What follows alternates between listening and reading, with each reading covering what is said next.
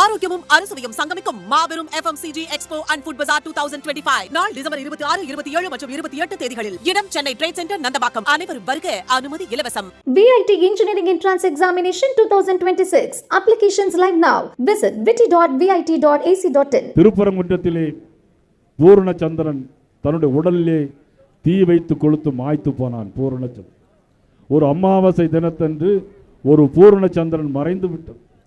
தன் உடலிலே தீ வைத்து கொளுத்தி தன்னையே மாய்த்து கொண்ட செயல் யாரால் வந்தது? முதலமைச்சர் ஸ்டாலின் அவர்கள் தான் பதில் சொல்ல வேண்டும். ஒரு பூரணச்சந்திரனுக்காக அல்ல, தமிழகத்தில் வாழ்ந்த அத்தனை கோடி மக்களுக்கும் நீங்கள் பதில் சொல்லியே ஆக வேண்டும். நீதிபதிகள் மீது இம்ப்ளீச்மெண்ட் கொண்டு வருகிறார். நீதிபதி GR சுவாமிநாதன் மீது பார்லிமெண்டில் இம்ப்ளீச்மெண்ட் கொண்டு வருகிறார்கள். இதுவரையிலும் இந்திய அரசியல் வரலாற்றில் ஒரு இம்ப்ளீச்மெண்ட் கூட வெற்றி பெற்றது கிடையாது. அவ்வளவும்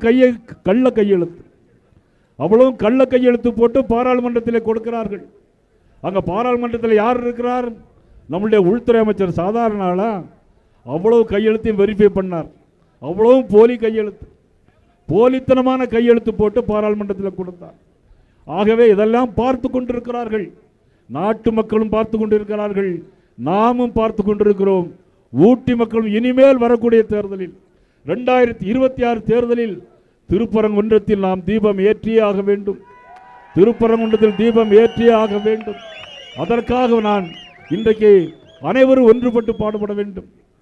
நமது அண்ணாமலை அவர்கள் கூட சொன்னார்கள், எது மத சார்பின்மை, எது மத சார்பின்மை?